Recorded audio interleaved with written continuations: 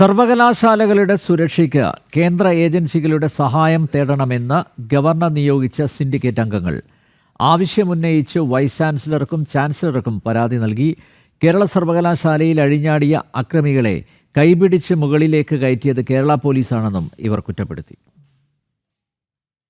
സംസ്ഥാനത്തെ സർവകലാശാലകളിൽ തുടർച്ചയാകുന്ന സുരക്ഷാ വീഴ്ചകൾ ചൂണ്ടിക്കാട്ടിയാണ് കേന്ദ്രസേനകളെ വിന്യസിക്കണമെന്ന ആവശ്യവുമായി കേരള സർവകലാശാലയിൽ ഗവർണർ നിയോഗിച്ച സിൻഡിക്കേറ്റ് അംഗങ്ങൾ രംഗത്ത് വന്നത്. ആവശ്യമുന്നയിച്ച ചാൻസലറായ ഗവർണർക്കും വൈസ് ചാൻസലർക്കും സിൻഡിക്കേറ്റ് അംഗങ്ങൾ പരാതി നൽകി.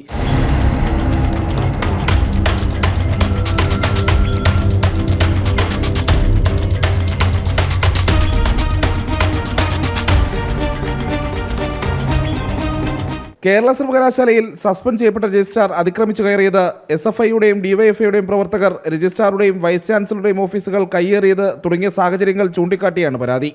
സർവകലാശാലയിൽ അഴിഞ്ഞാടിയ അക്രമികളെ പോലീസുകാർ കൈപിടിച്ച് മുകളിലേക്ക് കയറ്റിയതും പ്രധാന കവാടവും ഗ്രില്ലും തകർത്തത് നോക്കി നിന്നതും പരാതിയിൽ ഉൾപ്പെടുത്തിയിട്ടുണ്ട്. കോഴിക്കോട് യൂണിവേഴ്സിറ്റിയിൽ VCയുടെ ഓഫീസിന്റെ പൂട്ടറുത്തു മാറ്റിയപ്പോഴും ജീവനക്കാരെ ആക്രമിച്ചപ്പോഴും പോലീസ് മൗനം പാലിച്ചെന്നും പരാതിയിൽ ആരോപിക്കുന്നു. പ്രജിത് മോഹനൻ, ജനം, തിരുവനന്തപുരം.